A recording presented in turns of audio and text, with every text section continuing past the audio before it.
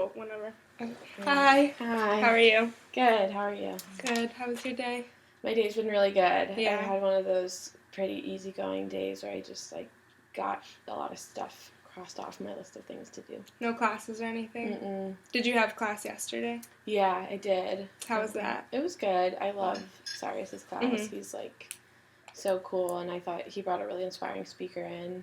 Right. She was really cool. So when you're in a classroom, what does it feel like to be in a class that you like that? Yeah,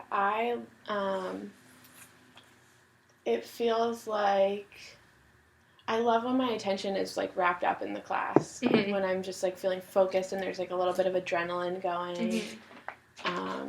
Stimulated is probably the right word.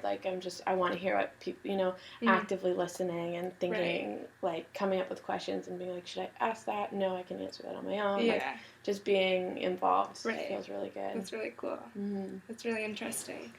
Yeah. What is it that you'd like to talk about today? I want to talk about my experience with my learning disability. Yeah. So you had a learning disability, and when were you diagnosed with the learning disability? I'm pretty sure it was second grade. Mm-hmm. I was fairly young because I couldn't. I think it. My mom always tells me this story of when I was really young. She would be okay, cat, fat, hat, what rhymes, and I would be dog or something, just totally out of nowhere. So I think ever since I was young, it was clear that I was a different kind of learner, but I don't think it was actually until second or third grade that I was tested and all of that. You said different kind of learner. Can you say what you mean about that? Yeah, just what kind of learner I am. Yeah, or just what you think. Yeah, start with that. Okay. Well, I just process things differently. My input and output just doesn't function the same way as most of my peers. So yeah, it's just it's harder for me to absorb information sometimes. And I struggle with ADHD, and as well as I just have sometimes I struggle with executive function, which is, I don't know, all of those are labels. It's interesting actually talking about this right now. I'm hating the words that I'm using.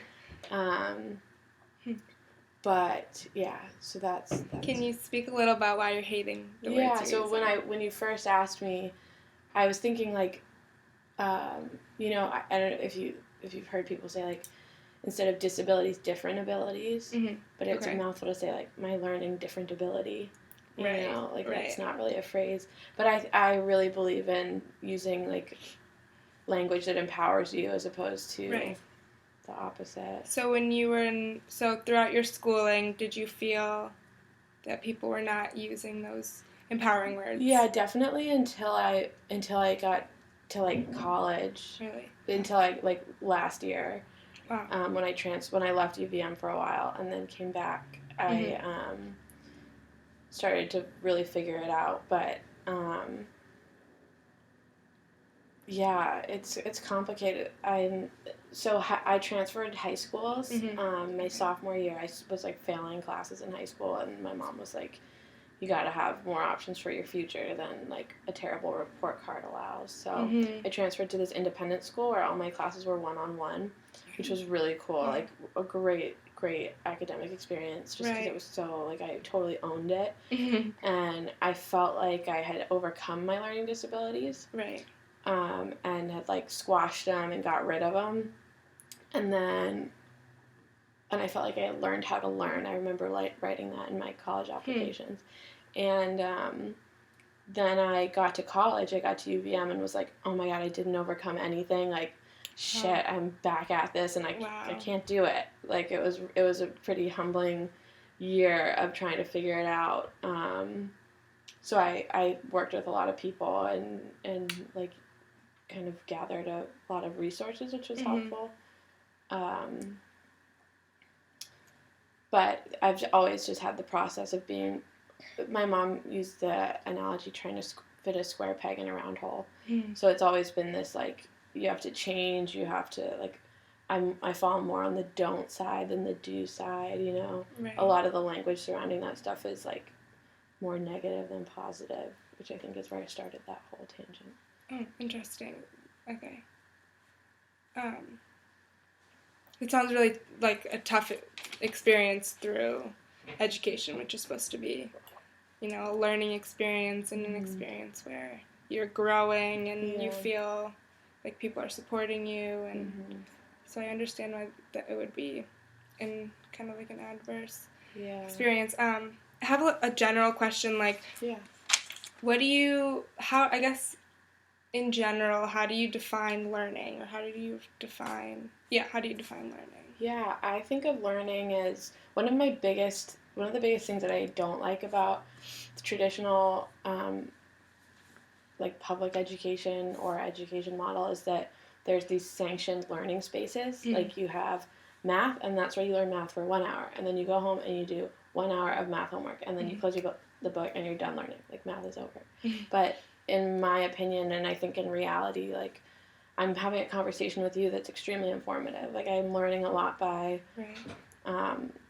like, walking my dog and like seeing somebody do this or that, or by sitting down and having coffee with someone who knows more about math than me. Right. So I just feel like learning is way bigger than this, than the like little box that we put it in.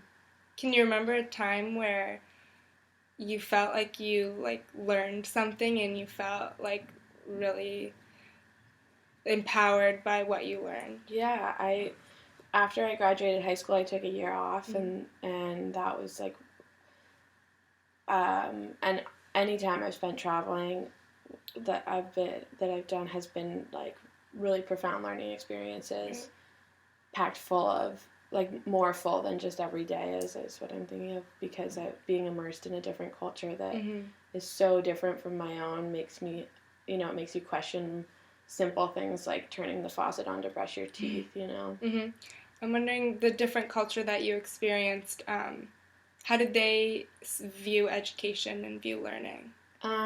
Definitely different in different places, but one place where it really stood out to me, like parents never made their kids go to school because they sort of believed that their kids would grow up in the community they lived in and be fishermen just like they were, and do kind of the same jobs, and so they never encouraged their kids to go to school, which was totally I mean, at that age I felt like, oh, that's cool, but I think it's a double-edged sword. Like the same kids who weren't being encouraged to go to school were getting disgusting infections from like, really poor, caring for cuts really poorly, which is maybe something that they could learn about if they were in school. So. Right. So I'm wondering, I guess, next, this culture that you were immersed in, and their views of education that were very different from yours, or from your experience with growing up in the system that you did. I guess if you can pick, I don't know where I'm going, but if you can pick, I guess maybe like one thing that you appreciated about. One thing you appreciated about of learning about, like when you were younger in elementary school, or someone that was empowering for you. Yeah, I definitely had a lot of teachers who were very empowering, and who fought a lot to help me get what I needed. And I can definitely remember specific experiences of needing to defend myself, and knowing like I can go to this teacher and they'll stand with me. What did it feel like to defend yourself? It was awful sometimes. Yeah. I have two really vivid memories. One of like asking my teacher to send a test to the learning center so that I could take the test in like a quiet space with extended time, whatever. Right. And her being like, "No, you're just gonna cheat," and that was a horrible experience of like, okay, well, all right, then Yeah. I don't really know what to do. But I also remember with another teacher, like, having a similar experience, but instead being like, this is what I need, and you need to do it right now. And like, I have a legal document that like says that, like, you get like a IEP or a 504. Right. So it was a struggle, but eventually empowering. I think it taught me to like speak up for myself and advocate for what I need. Right. Yeah, and that's really important.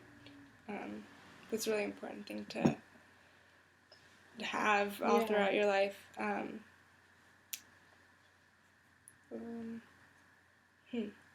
That's really interesting.